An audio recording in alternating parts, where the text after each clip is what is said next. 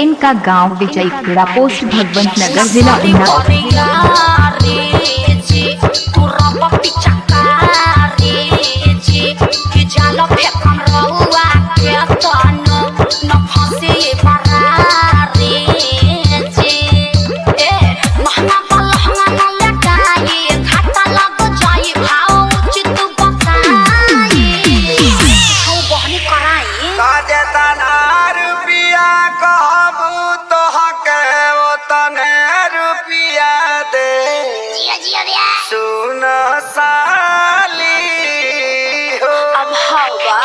पसरी 2 रुपया हो 2 रुपया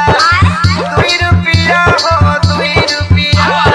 चोली रंगाई के 2 रुपया हो चोली रंगाई के 2 रुपया हो काला रंगाई पौने 2 रुपया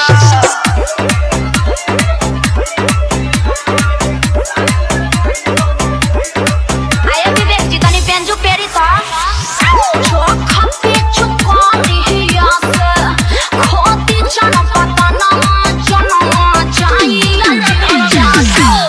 जाना वहाँ जाइए जीजा तो हटे तो सारा खाना वहाँ जाना वहाँ जाइए जीजा डीजे मनीष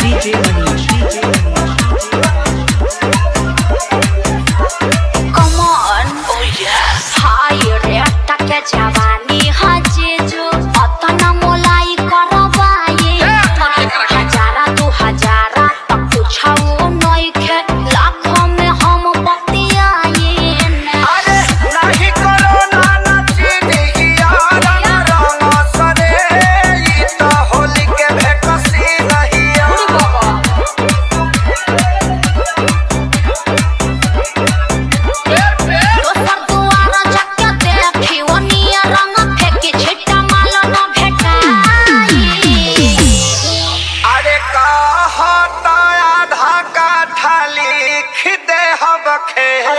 लिख दे बाकी डालब भरा डीजे मनीष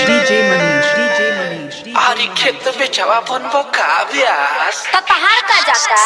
2 रुपया हो 2 रुपया हे बाप 2 रुपया हो 2 रुपया चोली रंगाई के 2 रुपया हो चोली रंगाई के 2 रुपया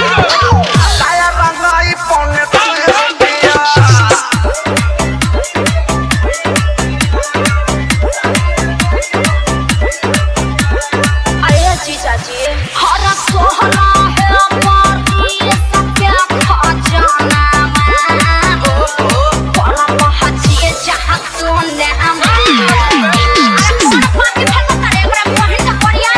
डीजे मनीष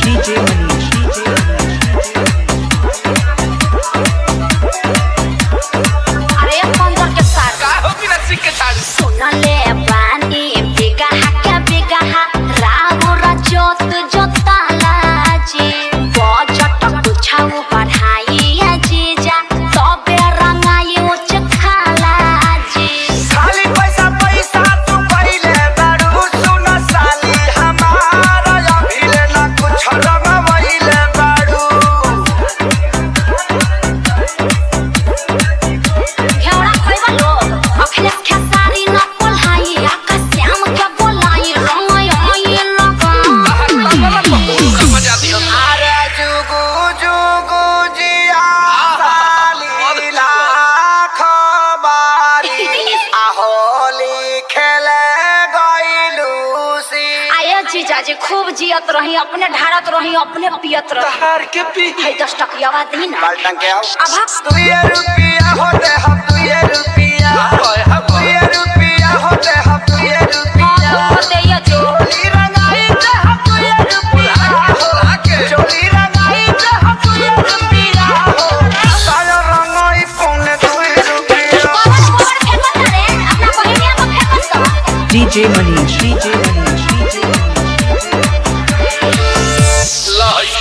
चोली किन के राज करो, अपना हिट मशीन जीजा जी पर नाच करो। इनका गांव विजय खेड़ा, पोस्ट भगवंत नगर, जिला उन्नाव।